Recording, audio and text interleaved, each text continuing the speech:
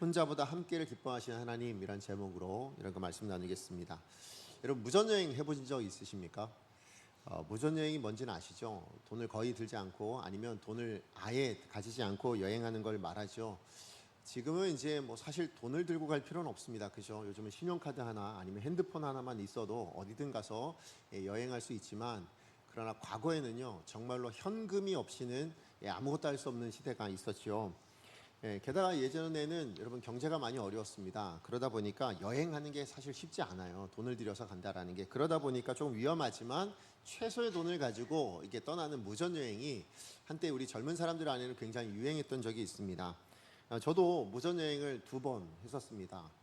한 번은 제가 군대 제대하고 바로 이제 떠났었는데 혼자 이제 간 적이 있는데, 중부지방 이렇게 쭉 거쳐가지고 강원도를 거쳐서 설악산 넘어서 결국 정동진까지 그렇게 가는 길로 한번 무전여행을 떠난 적이 있고요. 그다음 또 한 번은 이제 제가 이전에 처음 모교회였죠. 모교회에서 이제 청년 한 명이 있었는데 그 청년이랑 같이 그렇게 또 이제 떠난 적이 있었는데 무전여행을 갔는데, 그때는 둘이서 어떻게 하냐면 남해 쪽, 그러니까 서해안으로 쭉 내려갔습니다. 내려가서 남해를 쭉 또 이렇게 돌아서 부산에 갔다가 부산에서 대구 올라와서 대구에서 김천까지 왔다 거기서 포기했습니다. 그리고 다시 이제 돌아오게 되었는데요.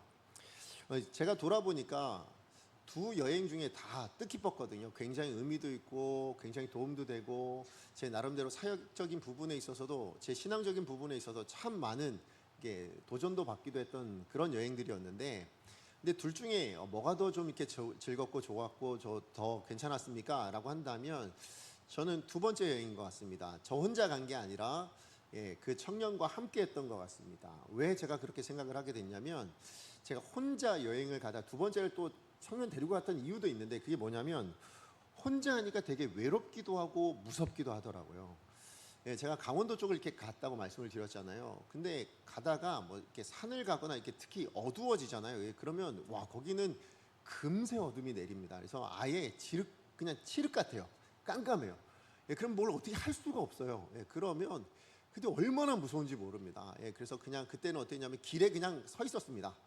그러면 이제 헤드라이트 이렇게 불빛이 보이잖아요. 그러면 이제 태워달라고. 그래가지고 이제 넘어가고 했던 적이 있는데, 와, 그때 너무 무섭기도 하고 힘들기도 했거든. 그래서 어쩌면 그래서 이제 강원도 정동진까지만 가다 돌아왔던 것 같아요.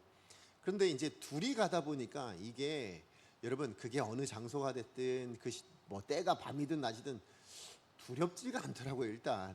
그리고 서로 격려하고 서로 이러다 보니까 거리도, 그래서 제가 말씀드렸죠. 서해안을 거쳐서 남해안을 쭉 돌아서 부산에서 대구까지, 대구에서 김천까지, 그렇게 먼 거리를 그렇게 할 수 있었던 이유가 저는 혼자가 아닌 둘이었기 때문이다라고 생각이 되어집니다. 그래서 제게는 더 좋았던 여행, 더 그래도 괜찮았던 여행이다라고 제가 생각을 하고 있는데요.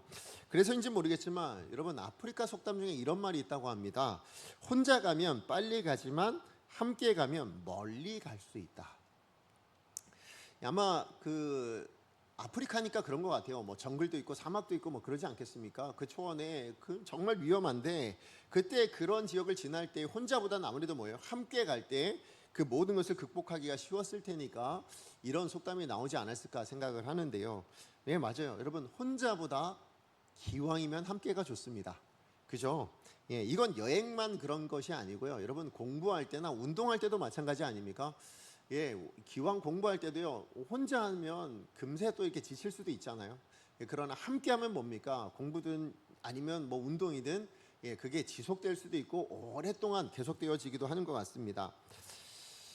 제 인생 가운데 하나님 주신 은혜가 굉장히 크거든요. 많거든요. 근데 그 중에 가장 큰 은혜, 정말 놀라운 은혜가 있다면 저는 그게 하나가 뭐라고 생각하냐면 저희 아내를 만나서 결혼한 거라고 생각합니다. 원래 저는 이제 독신으로 살려고 많이 생각했었거든요.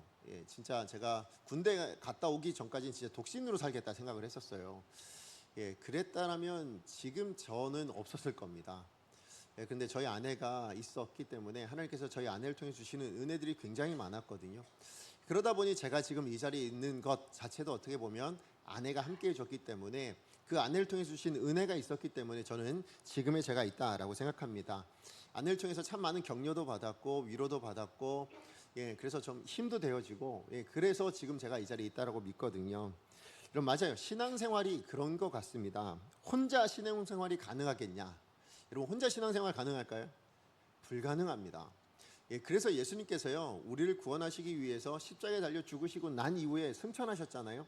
그리고 나서 가장 먼저 한 일이 뭔지 아십니까? 우리가 사도행전을 지금 보고 있지만 교회를 만드신 일이었습니다. 교회가 뭡니까? 구원받은 하나님의 사람들을 함께하라고 모아주신 공동체입니다. 그래서 신앙생활은 혼자 하는 게 아니고 함께하는 겁니다. 그래야만 온전하게 신앙생활을 할 수 있기 때문에 그렇다라는 것이죠. 특별히 신앙생활에 여러 영역들이 있지만 그 중에서도 사명을 감당하는 것이라면 더더군다나 그렇습니다. 여러분, 하나님께서 어떤 사명, 하나님께서 어떤 일을 맡기시고 어떤 사역을 감당하게 하신다면 그건 혼자 할 수 있는 일은 절대 아닙니다. 무엇이든 누군가 함께하도록 해주신다라는 것입니다. 그 중에 가장 놀라운 함께의 은혜가 있다면 그게 뭐냐면 저는 하나님이 함께해 주신다라는 것입니다. 그죠? 어떤 사역이든 여러분 신앙생활도 마찬가지지만 하나님이 함께해 주십니다. 구원받은 그 순간부터요 하나님 우리와 함께 하시는 분이심을 여러분 믿으시기 바랍니다. 그것을 확증시켜 주시기 위해서 하나님께서 하신 일이 뭐냐면 성령님을 우리 안에 내주하게 하신 거예요. 그래서 그것도 어느 순간에 성령님 우리 안에 오십니까? 구원받은 그 순간입니다. 그 순간에 성령님이 우리 안에 내주하셔서 그래서 구원받은 하나님의 사람은 이제 앞으로 평생 동안 뭡니까? 하나님과 함께하는 인생이 되게 만들어주셨다라는 것입니다. 그런데 문제가 있습니다. 어떤 문제가 있냐면 그 하나님이 눈에 보이지 않는다는 거죠. 그죠? 그러다 보니까 뭡니까? 눈에 보이지 않는 하나님, 그 하나님이 함께 하신다라는 게 잘 보이지 않으니까 뭐예요? 나 혼자 있는 것 같고, 그래서 어렵고 힘들 땐 뭐예요? 이걸 내가 어떻게 감당하나 싶어서 불안하기도 하고, 그래서 많이 힘들어하기도 한다라는 것이죠. 이로 인해서 하나님께서요, 여러분 그 하나님의 사역을 감당하거나 신앙생활을 하는 우리들을 위해서 하나님께서 하신 일이 있습니다. 그게 뭘까요? 그게 바로 동역자를 붙여주시는 겁니다. 하나님의 사람들을 붙여주신다라는 것입니다. 다른 말로 이야기하면요, 하나님께서 우리를 위로하고 우리를 격려하고 우리에게 힘을 주시고 우리가 함께 하심을 드러내고 싶으신데 그걸 무엇으로 하시냐라고 했을 때 그게 바로 하나님의 사람들인 거예요. 그래서 하나님의 사람들을 우리가 만나면요 힘을 얻게 되잖아요. 그죠? 하나님의 사람들을 만나게 되면 우리가 격려를 받기도 합니다. 또 하나님의 사람들을 만나면 가지 못했던 길도 가게 되어지는 일들이 일어나게 되더라라는 것입니다. 오늘 본문의 내용이 바로 그 내용입니다. 하나님께서 함께 하시는데 그런데 하나님이 직접 이렇게 함께 하신다라는 부분을 무엇으로 드러내셨냐라고 했을 때 그게 바로 하나님의 사람들과 함께 하시는 것, 하나님의 사람들을 붙여주심으로 그 하나님의 은혜와 능력을 누리게 만들어주신 이야기, 그게 바로 오늘 본문의 이야기입니다. 우리 지난주에 살펴봤지만 여러분 사도 바울이요 에베소에 3년을 머물렀다라고 말씀을 드렸습니다. 그래서 두란노 사원에서 제자들을 키우고 뿐만 아니라 하나님 놀라운 역사를 일으켜 주셔서요 대부흥의 역사를 맛보고 경험하게 하셨습니다. 자, 그래서였는지 모르겠지만 원래 3차 전도여행의 목적은 뭐였습니까? 마게도냐와 아가야를 거쳐서 그 2차 전도여행 때 세웠던 교회들을 돌아보며 거기는 성도들 굳건하게 세우는 거였습니다. 그리고 거기서 머물지 않고 이제 예루살렘에 가서 선교 보고하고 그리고 수리아로 돌아갔다가 다시 로마까지 가겠다. 이게 원래 사도 바울이 작정했던 이 3차 전도여행의 계획이었거든요. 자, 그런데 어떤 일인지 모르겠지만 사도 바울이 에베소를 떠나질 못합니다. 그죠? 아니 다른 동역자들까지는 다 마게도냐로 먼저 보내놨어요. 그런데 사도 바울은 어떤 이유인지 모르겠지만 본인은 거기 에베소를 떠나지 못하고 계속해서 남아 있었다라는 것이죠. 자, 그때 어떤 일이 일어납니까? 우리 지난주에 살펴봤던 내용이죠. 에베소에서 있던 그 은장색 데메드리오라는 사람이 소동을 일으키죠. 그로 인해서 뭡니까? 결국은 사도 바울이 그 소동 이후에야 비로소 그 에베소를 떠나게 되어졌다라는 것이죠. 그래서 여러분 이제 오늘 본문이 그 내용인데요. 여러분 그래서 에베소를 떠난 사도 바울이 가장 먼저 간 곳이 어디입니까? 마게도냐로 들어갑니다. 근데 이 마게도냐는 원래 2차 전도 여행 때 원래 아시아만 돌려고 했는데 환상을 보고 마게도냐로 처음 들어가잖아요. 그 2차 전도여행 이후에 두 번째 오게 된 건데 몇 년 만에 오게 된 거냐면 6년 만에 오게 된 겁니다. 무려 6년이 지난 거예요. 그리고 이제 다시 찾은 그 마게도냐에서 예, 그러니까 얼마나 성도들이 그리웠겠습니까? 그죠? 얼마나 또 반가웠겠어요. 그러니까 그 성도들을 돌아보면서 말씀으로 권하고, 그리고 나서 이제 어디로 오냐면 그 헬라로 오게 되어지는데, 여기 헬라가 뭐냐면 아가야 지역을 이야기하는 겁니다. 그래서 아테네, 예, 헬라의 중심지였죠. 아테네, 고린도, 이 지역을 이야기하고 있는 거죠. 이쪽으로 이동해서 이제 또 뭐라고 얘기합니까? 오늘 본문을 보니까 석 달 동안 거기 머물렀다라고 얘기합니다. 머물면서 이제 또 성도들 굳게 세우고 교회를 굳건히 세웠습니다. 특별히 여러분, 오늘 성경에 나오지 않지만요, 여러분 고린도에 머물고 있을 이때에 여러분 사도 바울이 쓴 모든 서신 가운데 가장 걸작으로 이야기할 수 있는 서신서가 뭘 것 같으세요? 그게 로마서거든요. 로마 교인들에게 보내는 그 편지인데, 그 편지를 바로 이 3차 전도 여행 이 고린도 지역에서 쓴 겁니다. 그러니까 이때 이 일이 일어나게 된 거예요.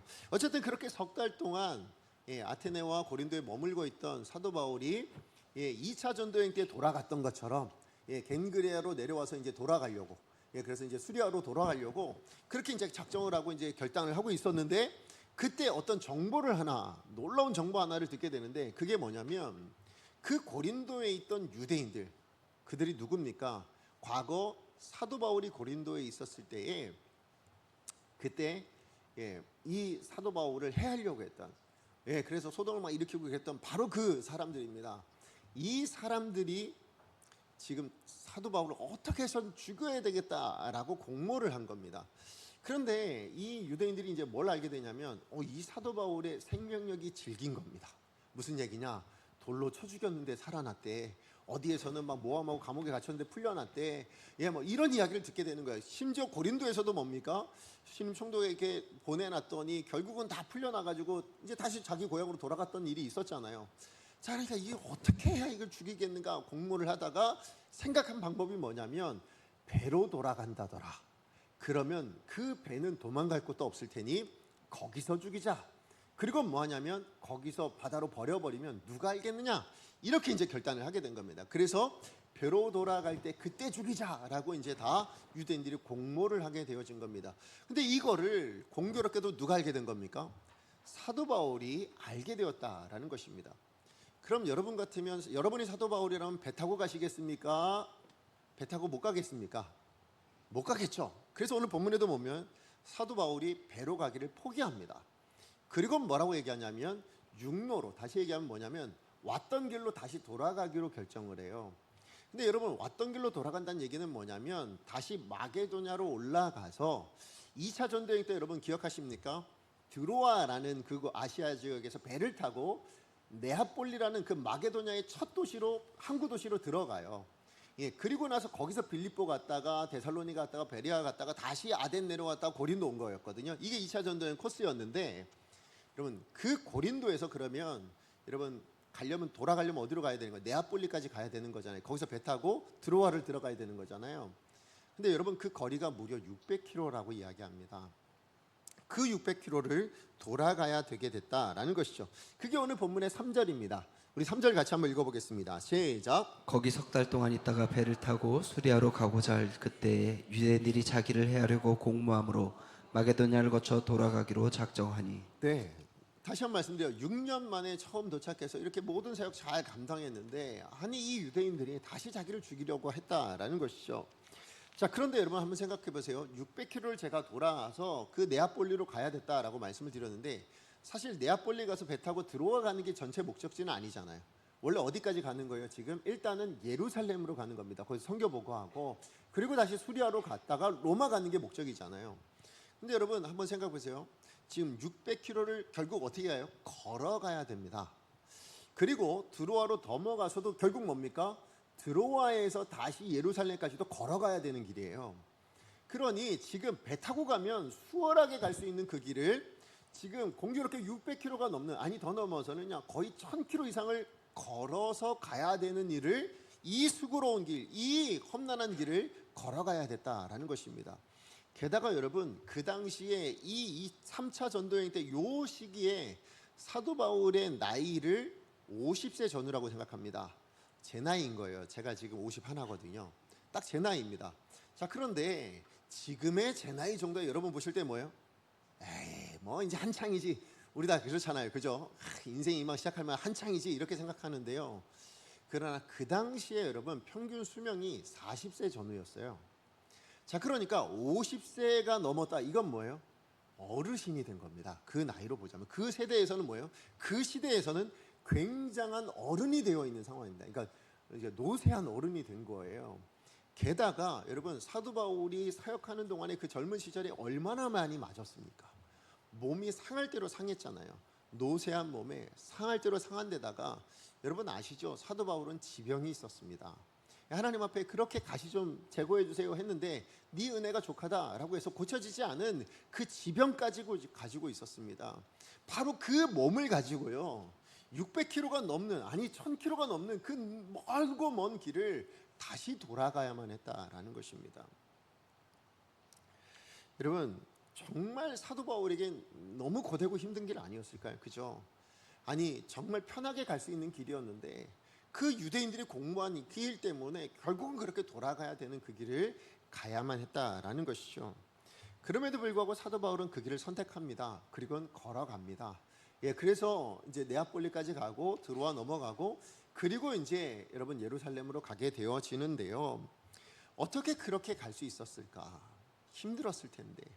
아니 정말로 화도 났을 것 같고 이해도 되지 않고 막 짜증도 났을 것 같고 아니 포기할까 이런 생각도 들었을 텐데 어떻게 그 길을 끝까지 그럼 걸어갈 수 있었는가? 그 이유가, 그 비결에 대해서 오늘 성경은 이렇게 이야기합니다. 4절입니다.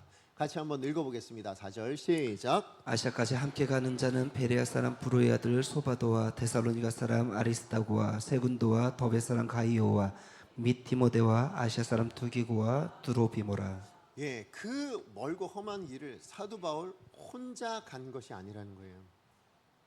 오늘 말씀해 보니까 뭐라고 되어 있습니까? 아시아까지, 예, 그 예루살렘까지 함께 가는 자가 있었다라는 것입니다. 예, 사도 바울과 함께 동행해 주기로 결단한 사람들, 예, 그 고생스러운 길, 그 600km가, 그 1000km가 넘는 그 길을 예, 우리가 함께 해줄게요. 우리가 함께 동참해 줄게요. 같이 가시죠. 라고 했던 사람들이 있었다라는 것이죠. 그러니 사도 바울이 힘을 얻은 거예요. 아, 나 혼자 가는 길이 아니구나. 나랑 함께 해줄 수 있는 사람들이 있구나. 같이 가줄 수 있는 사람들이 있구나. 그러니까 뭐예요? 기꺼이 그 길을 선택했고 그 길을 걸어갈 수 있었다라는 것이죠. 예, 맞아요. 하나님은요 사도 바울이 걸어가야 될 그 사명의 길, 그 길을 결코 혼자 가게 두지 않으셨다. 함께 하게 해주셨다라는 것입니다. 하나님이 함께 해주시지만 예, 그 보이지 않는 하나님께서는 뭐예요?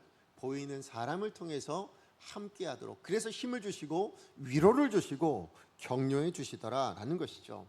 그런 위해서 함께하는 사람이 바로 뭐예요? 사도 바울에게, 그 사명의 길을 걷는 자에게 하나님의 위로의 통로가 되어지고 하나님의 힘의 통로가 되어진다라는 것입니다. 그러므로 여러분 우리 하나님의 사람이라면이에요. 우리가 믿는 사람들이라면, 우리가 성도라면 누구에게나 여러분 어떤 사람이 있을까요? 함께 가는 자가 있다라는 거예요. 아니 함께 가는 자가 반드시 있어야 될 줄 여러분 믿으시기 바랍니다. 예, 그러니까 함께 가줄 사람이 있어야 되는데요. 또 한편으로는 우리가 그 함께 가줄 수 있는 사람이 되어야 하기도 한다라는 것이죠. 예, 그러므로 여러분 그렇게 함께 가는 사람들의 공동체, 여러분 그게 가정인 겁니다. 여러분의 가정. 그죠? 평생을 함께 가줄 수 있는 사람, 함께 가는 사람들, 그게 가정의 식구들 아니겠습니까? 더 나아가서 우리 강성교회가 그렇게 평생을 함께 갈 수 있는, 그렇게 가라고 모아주신 공동체임을 여러분 믿으시기 바랍니다. 예, 그래서 하나님께서는요 이 사도 바울에게 그렇게 함께 가줄 사람이 필요하니까 뭐예요? 이걸 너무 잘하셨잖아요. 그래서 미리 아시고 뭡니까? 오늘 4절에 등장하는 이 모든 사람들을 선택해 주셨어요. 그죠? 그리고는 복음을 듣게 해주셨고, 그래서 하나님의 사람들이 되게 해주셨고, 그리고는 지금 사도 바울과 묶어 주신 겁니다. 같이 갈 수 있도록. 예, 그렇게 해주셨다라는 것이죠. 그렇다면 여러분 하나님이 이렇게 준비해 주신 사람들이 있는 거예요. 함께 할 수 있도록. 그러면 그렇게 하나님이 준비하신 사람과 내가 어떻게 함께 갈 수 있을까요? 우리는 어떻게 하면 하나님이 준비하신 그 사람들과 함께 가는 사람들이 되어질 수 있겠는가? 그 비결을 오늘 본문을 통해서 말씀해 주고 계신데 두 가지로 좀 함께 나누길 원합니다. 우리도 함께 가야 되잖아요. 그죠? 어떻게 하면 함께 갈 수 있겠는가? 두 가지입니다. 첫째는 뭐냐면 같은 비전을 품을 때 그때 하나님이 준비하신 사람들과 함께 갈 수 있는 겁니다. 오늘 4절 말씀에 보면 많은 사람들 나오잖아요. 그런데 이 명단 가운데 특별히 눈에 띄는 두 사람의 이름이 나와요. 누구일까? 여러분 한번 보십시오. 4절 한번 말씀 보시면 눈에 띄는 두 사람의 이름이 있습니다. 누군지 한번 찾아보세요. 누굴까요? 네? 디모데? 익숙하시죠, 그죠? 사도 바울이 굉장히 중요한 사람이긴 합니다. 그러나 그 사람은 아니에요. 오늘 본문에 제가 눈에 띄는 두 사람은 누구냐면 바로 아리스다고와 가이오입니다. 제가 왜 이 말씀을 드리냐면 여러분 아리스다고 아세요? 가이오 아십니까? 처음 들어보셨어요? 그건 지난주에 안 나오신 겁니다. 아니면 지난주에 조셨거나 지난주에 등장한 사람들입니다. 지난주에 어떤 일이 있었습니까? 아까 말씀드렸지만 은장색이었던 더메드리오라는 사람이 소동을 일으키잖아요. 그래서 이제 누구를 타깃으로요? 사도 바울을 타깃으로 소동을 일으켰는데 그래서 막 온 에베소 사람들 다 들고 일어났어요. 근데 문제는 뭐냐면 사도 바울은 못 찾겠는 거예요. 왜요? 그 당시에 사도 바울은 놀라운 하나님의 역사를 일으켰잖아요. 귀신도 쫓아내고 막 병든 나도 고치고 괜히 그 사람 붙들었다가 큰일 날 것 같으니까 누굴 붙듭니까? 그때 사도 바울과 함께 했던 사람들을 붙듭니다. 자, 우리 사도행전 19장 29절 같이 한번 읽어보겠습니다. 시작. 온 시내가 요란하여 바울과 같이 다니는 마게도냐 사람 가이오와 아리스다고를 붙들어 일제히 연극장으로 달려 들어가는지라. 여기 등장한 사람이 바로 가이오와 아리스다고입니다. 그런데 여러분 한번 생각해 보세요. 이 가이오와 아리스다고는 왜 붙잡힌 거예요? 그 사람들한테 이유가 뭡니까? 뭘 잘못했습니까? 아니 무슨 범죄를 저질렀습니까? 아니요, 그러지 않아요. 이유는 딱 하나입니다. 뭐예요? 바울이랑 같이 있었다라는 이유밖에 없어요. 바울이랑 같이 있었다는 이유 때문에 지금 사로잡혀 가지고요 큰 봉변을 당할 뻔했어요. 자칫하면 아마 맞아 죽었을지 몰라요. 어떻게 죽음을 당했을지도 모릅니다. 이런 큰 봉변을 지금 당했다가 풀려나죠. 맞아요. 그 당시 그 모든 소동을 잠잠하게 만들었던 에베소 서기장이 이야기하잖아요. 뭐라고 해야 합니까? 이 사람들이 무슨 물건 훔쳤니? 아니 무슨 신전이 아데미를 모욕했니? 아니잖아. 아무 죄 없는데 왜 붙잡아와서 이렇게 아예 무혐의라고 이야기를 해줍니다. 그죠? 아무런 무죄한 사람들이라고 다 이야기를 해준단 말이죠. 그러니까 그 무죄한 이 사람들, 그런데 이유는 뭐냐?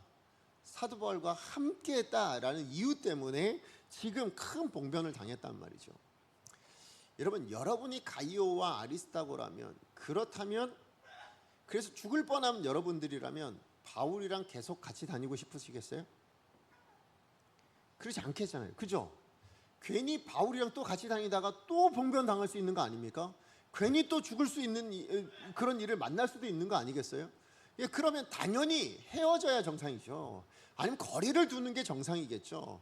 그런데 오늘 본문에 보면 그렇게 바울과 함께 다니다 큰 봉변을 당해놓고서도 이 두 사람은요 사도 바울이 걸어야 될 그 험난한 길, 그 먼 길, 그 고단한 길을요 같이 가겠다고 자원했다라는 거예요. 함께 하겠다고 그렇게 이야기를 하고 있는 것입니다.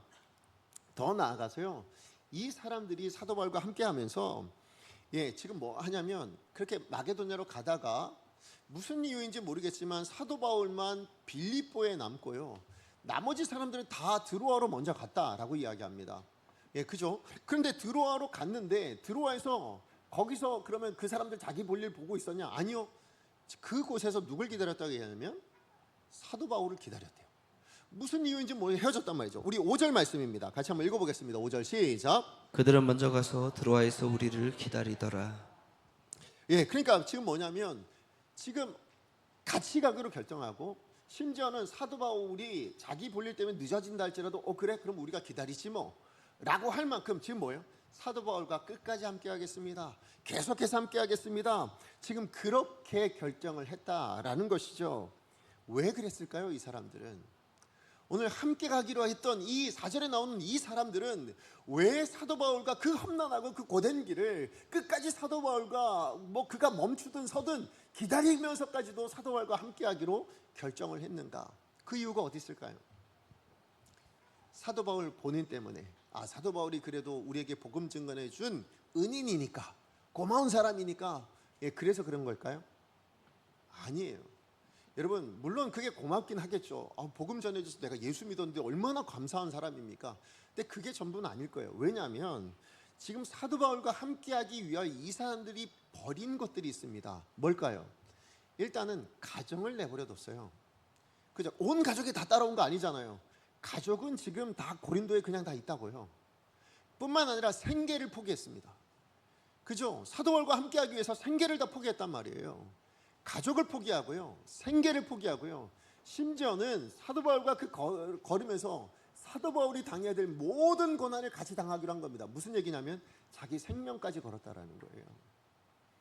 여러분 사도 바울이 아무리 고맙고 복음 전해준 사람이라 할지라도 그 사람 때문에 여러분에게 복음 전한 그 사람 때문에 여러분 생명 거시겠습니까? 여러분 가족을 버리실 수 있으세요? 여러분 생계를 포기하실 수 있나요? 그럴 수 없죠. 그렇다면 사도 바울 때문은 아닌 거예요. 사도 바울이 너무 고마워서인 건 아니라고 얘기하고 있는 겁니다. 그럼 무엇 때문에 사도 바울과 이 사람이 끝까지 함께 가는가? 그 이유는 다른 게 아니에요. 목적지가 같았기 때문인 겁니다. 다른 말로 이야기하면 사명, 하나님이 맡기신 그들에게 주신 사명이 사도 바울과 같았기 때문인 거예요. 무슨 얘기입니까? 복음 증거하는 그 일에 하나님께서 나를 부르시는구나. 나도 그 사도 바울이 걸어갈 그 길에 그 복음을 사역을 감당하는 데 있어서 나도 함께하길 원하시는구나 라는 그 사명이 똑같았기 때문에 뭐예요?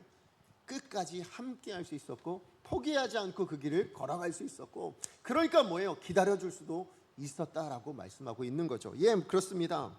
사명이 같지 않다면, 여러분 비전이 같지 않다면, 바라보는 것이 같지 않다면 여러분 함께 동행할 수는 없습니다. 잠시 같이 있을 수는 있죠.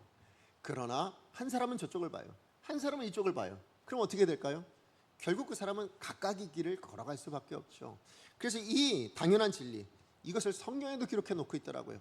여러분 아모스서 3장 3절 말씀 같이 한번 읽어볼까요? 시작. 두 사람이 뜻이 같지 않은데 어찌 동행하겠으며. 예, 너무 당연한 말이죠. 뜻이 같지 않은데 어떻게 동행하겠느냐? 예, 맞아요. 뜻이 같지 않은데 어떻게 동행합니까? 비전이 같지 않은데 어떻게 동행하겠습니까? 사명이 같지 않은데 어떻게 동행하겠습니까? 이 당연한 말, 당연하다는 얘기가 뭐예요? 그건 진리란 이야기입니다. 예, 맞아요. 뜻이 같아야만, 비전이 같아야만 그 길을 끝까지 갈 수 있다라는 것이죠. 여러분, 하나님과 우리가 평생을 동역할 수 있는 것, 부부와 함께 평생을 살아갈 수 있는 것, 더 나아가서 하나님의 공동체가 함께 동역하며 끝까지 그 길을 걸어갈 수 있는 것, 그것은요 뜻이 같지 않으면 불가능하다. 같은 비전을 바라보고 같은 사명을 갖지 않는다면 불가능하다라는 것입니다. 그렇기 때문에 같은 비전, 같은 사명, 같은 뜻을 품을 때 뭡니까? 그때 비로소 함께 할 수 있다는 것을 여러분 꼭 기억하시기 바랍니다. 비전이 같고 사명이 같고 목적지가 같으니까 뭐예요? 서로 독려해 줄 수 있는 거예요. 힘내세요. 저기 목적지가 저기예요. 우리 정말 더 힘내서 갑시다. 우리 같이 갑시다. 계속해서 갑시다. 라고 해줄 수 있는 거예요.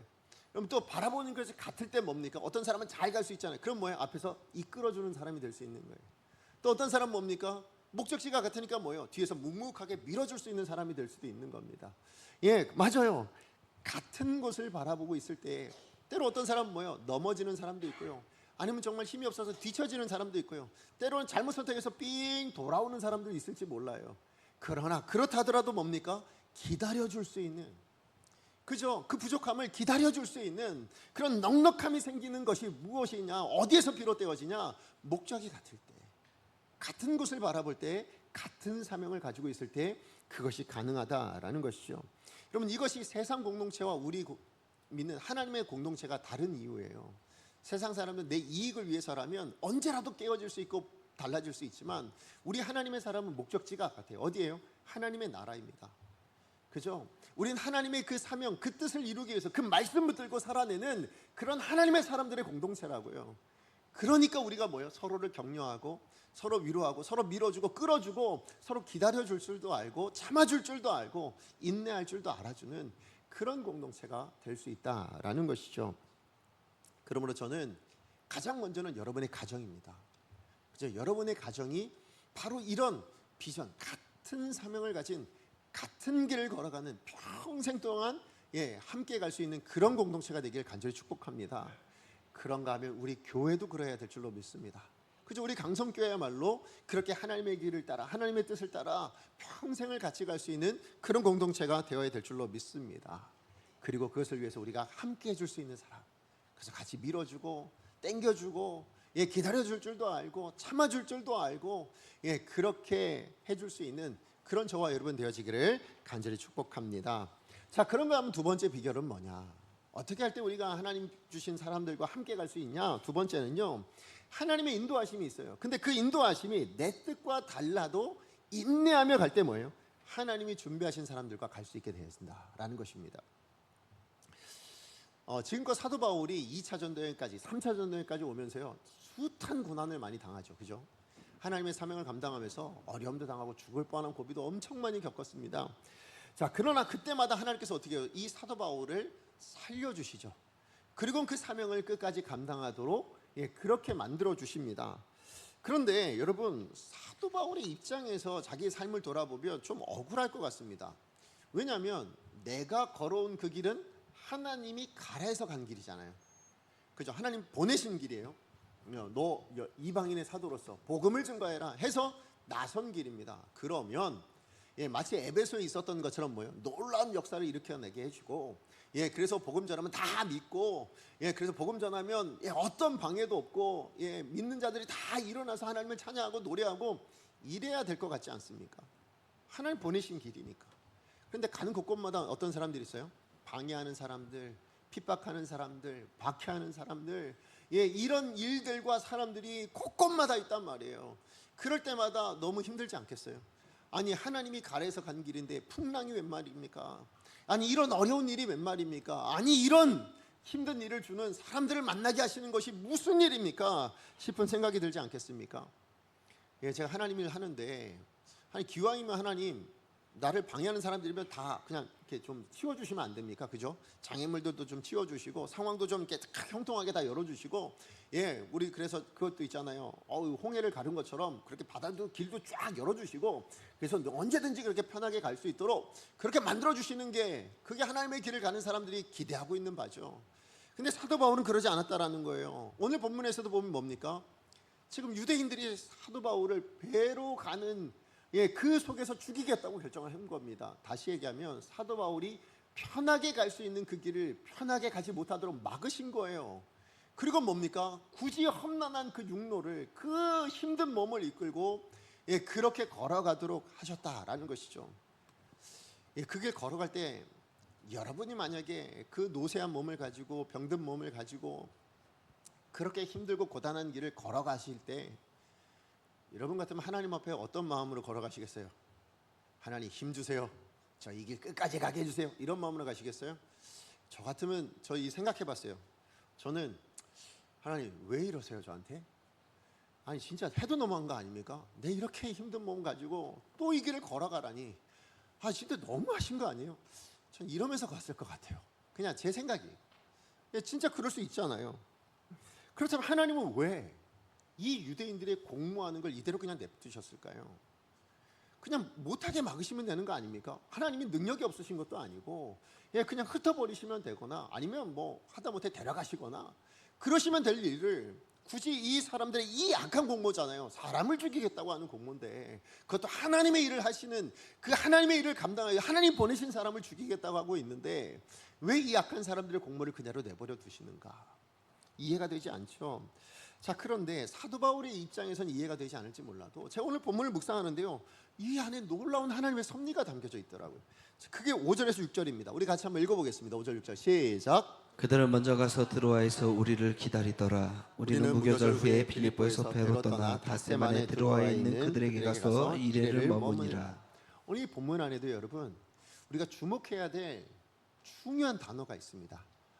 중요하다는 얘기는 뭘로 드러내요? 성경은 반복적인 단어로 나타나잖아요. 한번 여러분 찾아보세요. 어떤 단어가 주목해야 될 중요한 단어일까요?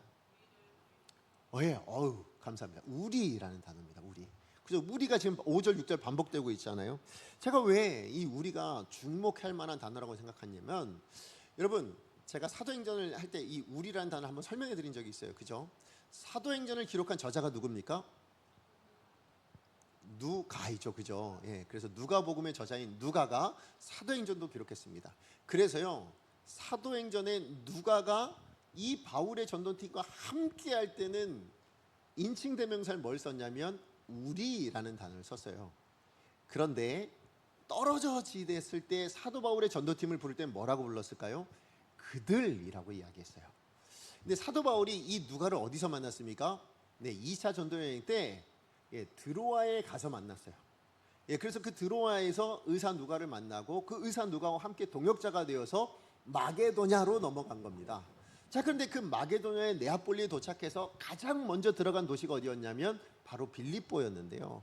그 빌립보에서 귀신 들린 여종 고쳐주다가 결국 소동이 일어나서 쫓겨나잖아요. 근데 그때 쫓겨날 때에 그때 한 사람, 그 전도팀 중에 한 사람을 두고 옵니다. 그 사람이 누구였을까요? 그 사람이 바로 누가입니다. 어떻게 하냐? 바로 그 이후에 그 누가가 이 사도행전을 기록하면서요, 그 바울의 전도팀을 우리라고 표현하지 않아요. 17장 1절입니다. 우리 같이 한번 읽어보겠습니다. 시작. 암빌로와 아볼로니아와 다니. 네, 그들이 암비볼리와 아볼리안으로 다녀다가 지금 빌립보에서 나와서 거기까지 갔다는 거예요. 그리고 이제 그 다음 도시였던 어디였냐? 데살로니가에 이르렀대요. 그런데 그 바울의 전도팀을 뭐라고 부르고 있어요? 그들이라고 부르고 있었어요. 다시 얘기하면 빌립보에 자기는 남아있고 지금 바울만 떠났기 때문에, 바울과 전도팀만 떠났기 때문에 그들이라고 표현할 수밖에 없는 거죠. 그런데 지금 오늘 본문 20장 5절에 와서야 뭐라고 이야기하고 있는 거예요? 그 바울의 전도팀을 다시금 우리라고 표현하고 있는 겁니다. 다른 말로 이야기하면 지금 5절 이후에야 비로소 이 누가가 사도 바울을 만나서 다시금 이 사도 바울과 함께 동역의 길을 떠날 수 있었다라는 것이죠. 그래서 여러분, 사도행전 이후에 나타나는 28장 마지막까지 보시면 이제 이 사도 바울의 전도팀을 표현할 때 다 뭐라고 표현되어 있냐면 우리라는 말로 표현되어 있습니다. 다른 말로 이야기하면 오늘 20장 5절 이후로부터 뭐냐면 사도 바울이 로마에 가서 순교당하는 그 순간까지 그 자리를 지켜냈던 사람이 누구였냐? 오늘 본문에 다시 등장하고 있는 이 누가였다라는 거예요. 그래서 이 누가가 이 사도 바울과 함께함으로 말미암아서 여러분, 그래서 사도행전이 다 기록되어지게 된 겁니다. 무슨 얘기냐? 만약에 사도 바울이요, 이 고린도에서 유대인들이 공모하지 않고 그래서 그냥 했던 대로 겐그레아를 통해서 결국 배 타고 그냥 넘어갔다면, 그랬다면 사도 바울은 마게도냐 쪽으로 올라갈 일이 없었겠죠, 그죠? 그랬다면 사도 바울은 누가를 만나지 못했을 겁니다. 반대로 누가도 사도 바울을 보지 못했을 겁니다. 제가 왜 보지 못했을 거라고 이야기하냐면, 사도 바울이 예루살렘으로 갔다가 어디까지 가기로 해요? 로마로 가기로 하잖아요. 그리고 다시 어디로 가냐면 수리아로 돌아가려고 했었어요. 자, 그런데 여러분, 수리아를 가지 못합니다. 왜냐하면 예루살렘에 갔다가 거기서 잡혀요. 그리고 거기서 잡혀가지고 가이사라로 이송되어서 거기서 2년 동안 감옥에 갇혀 있다가 다시 로마로 건너가서 그 로마에서 순교를 당합니다. 그래서 만약에 지금 오늘 본문에서 누가가 사도 바울을 만나지 못했더라면, 그러면 누가는 더 이상 사도 바울을 만나지 못했을 것이고, 그랬다면 여러분, 지금 사도행전 20장 이후로 28장까지의 내용은 어쩌면 누가가 기록하지 못했을 겁니다. 더 나아가서 여러분, 20장부터 28장까지 기록하지 못했다는 내용은 어쩌면 사도행전 자체가 기록되지 못했을 수도 있다는 거예요. 그렇잖아요. 사도행전 전체가 어쩌면 기록되지 못할 일이 생길 수도 있다라는 것이죠. 결국 사도행전이 기록되어질 수 있었던 이유는 어디 있느냐? 오늘 본문에서 사도 바울이 누가를 만날 수 있었기 때문이에요. 누가가 이 빌립보에서 사도 바울을 만나서 그 이후로 함께 할 수 있었기 때문에 뭡니까? 그 간격, 그 사도행전에 기록되어진 모든 내용들을 사도 바울에게 다 듣고 기록으로 남길 수 있었노라. 그래서 20장 이후는 뭐예요? 직접 본 겁니다. 그죠? 사도 바울과 함께하면서 직접 보고 그 모든 내용을 상세하게 남길 수 있었다라는 것이죠. 그뿐일까요? 여러분, 사도 바울의 입장에서는 아까 말씀드렸죠, 노쇠합니다. 질병까지 가지고 있었습니다. 그 고된 길을, 그 고된 사명을 감당하며 살아가야 되는데 그 길에 누가 함께하고 있는 거예요? 의사 누가가 함께하고 있는 겁니다. 그래서 뭐예요? 그 죽는 그 순간까지 사명을 온전히 감당해낼 수 있는, 그래서 사도행전 20장 이후에 모든 사역들을 온전하게 할 수 있었던 이유는 어디 있었는가? 누가의 도움이 있었기 때문이라는 거죠. 그렇다면 어떻게 이 모든 일들이 가능하게 되었을까요? 사도 바울이 기도했으니까 되어진 일입니까? 아니면 오늘 사도행전의 이 저자인 누가가 그것을 의도했기 때문에 일어난 일인가요? 아닙니다. 이 모든 일이 일어나게 된 결정적인 계기는 뭡니까? 우리가 납득할 수 없고 이해할 수 없었던 그 유대인들이 사도 바울을 죽이려고 공모했던 일 때문인 거예요. 그게 없었다면 사도 바울은 편하게 배 타고 넘어갔을 것이고, 그렇게 넘어갔다가 거기서 로마에 가서 죽어버리고 누가는 사도 바울 만나지도 못하고 사도행전도 우리는 알지 못하는 일이 되었을지도 모른다라는 것이죠. 결국 여러분, 이 우리로선 이해할 수 없는 이 유대인의 공모가요, 결국 뭐예요? 하나님의 역사하시는, 하나님의 섭리하시는 도구였다라는 것입니다.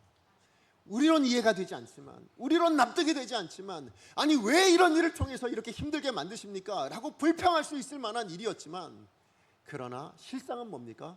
사도 바울을 위해서, 또 하나님의 역사를 위해서는 은혜의 길이었고 섭리의 길이었고 하나님의 놀라운 예비하심이었다라는 것을 우리는 이 말씀을 통해서 알게 되어진다라는 것이죠. 그래서 사도 바울이요, 데살로니가전서 5장 18절 말씀에 보면 범사에 감사하라 라는 말씀을 하세요. 이 말의 의미가 뭘까? 생각해보면 바로 이겁니다. 우리로서는 이해가 안 되는 범사가 있어요. 그죠? 여러 다양한 상황 가운데 우리는 도저히 납득이 안 되는 일이 있습니다. 왜 이런 일을 하나님 주시는 겁니까? 제가 하나님의 사람으로 살아가는데 왜 이런 어려움을 겪게 만드십니까? 할 수 있어요. 그런데 그때에도 우리가 해야 될 일은 뭐냐면 감사해야 된다는 거예요. 왜냐하면 그 일은 우리가 볼 때 납득이 안 되는 것이지, 하나님의 시각, 다시 한번 우리의 영적인 눈을 열어서 봤다면 뭐예요? 아, 하나님의 놀라운 역사, 하나님의 어떤 일하심이 담겨져 있겠구나라는 걸 보게 될 것이기 때문에 그렇다라는 거죠. 그런 의미에서 오늘 이 자리에 계신 여러분 삶 안에 혹시나 지금 고난스러운 일을 겪고 계신 분이 계십니까? 아니면 내가 진짜 감당할 수 없어서, 아니 내가 그렇게 신앙생활하는데 내가 뭘 그렇게 잘못했습니까 하나님 싶은 상황을 혹시 만나고 계신 분이 계십니까? 그렇다면 그것은 여러분 하나님 앞에 그렇게 말할 수 있고 기도할 수는 있어요.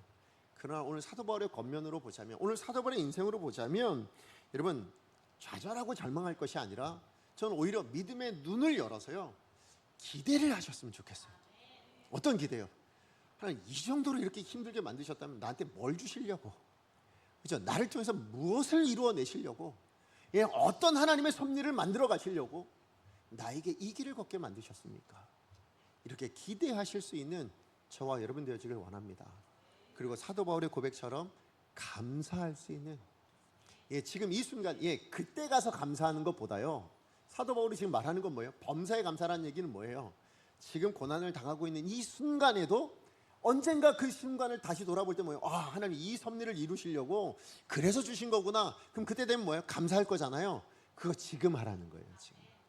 지금 감사할 수 있는 저와 여러분 되어지라는 거예요. 그래서 하나님께서 어떤 역사를 일으키실지 절망하고 낙심하기보다요 기대하고 감사할 수 있는 저와 여러분 되어지기를 간절히 소망합니다.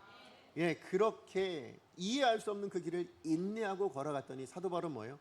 평생을 함께할 수 있는 동역자 누가, 자기 죽는 순간까지 함께하는 그 하나님이 예비하신 그 하나님의 동역자와 함께하는 길이 되도록 만들어 가셨음을 여러분 믿으시고, 그래서 여러분 우리도 살다 보면 하나님 뜻이 이해 안 될 때가 많잖아요. 그죠? 왜 이런 일을 겪게 하시는지 모르잖아요. 그러나 기억하십시오. 하나님이 예비해 놓으신 것이 있습니다. 그 하나님의 예비하심, 그 예비하심을 누리는 사람이 되어질 겁니다. 무슨 말이에요? 하나님과 함께하는 인생 되어진다고요. 말씀의 결론을 맺습니다. 하나님의 사람은 혼자가 아닙니다. 가장 우선은 하나님이 함께 하십니다. 그런데 그 하나님이 눈에 보이지 않아서, 눈에 보이지 않는 하나님이 내가 너와 함께하고 있다는 걸 알려주시기 위해서 하나님의 사람들을 보내주십니다. 그래서 우리 가정에, 우리 자녀들에게 하나님의 손길은 누구예요? 부모님이신 거예요. 때로는 그 부모님께 하나님의 손길은 누가 될 수 있는 거예요? 자녀일 수 있는 거예요. 그래서 우리 가족은요, 하나님이 함께하라고 보내신 하나님의 사람들임을 여러분 믿으시기 바랍니다. 더 나아가서 우리 강성교회도 그러한 겁니다. 우리 하늘 식구라고 제가 말씀드렸잖아요. 우리 하늘 가족이라고 말씀드렸잖아요. 하나님이 서로에게 하나님의 손길이 되어주라고, 하나님 내미시는 손이 좀 되어주라고, 하나님 위로가 되어주고, 하나님의 격려가 되어주고, 하나님의 힘이 되어주라고, 하나님의 은혜의 통로가 되어주라고 그렇게 묶어놓으신 것이 저는 우리 강성교회인 줄 믿습니다. 하나님은 혼자보다요 함께를 기뻐하시는 분이십니다.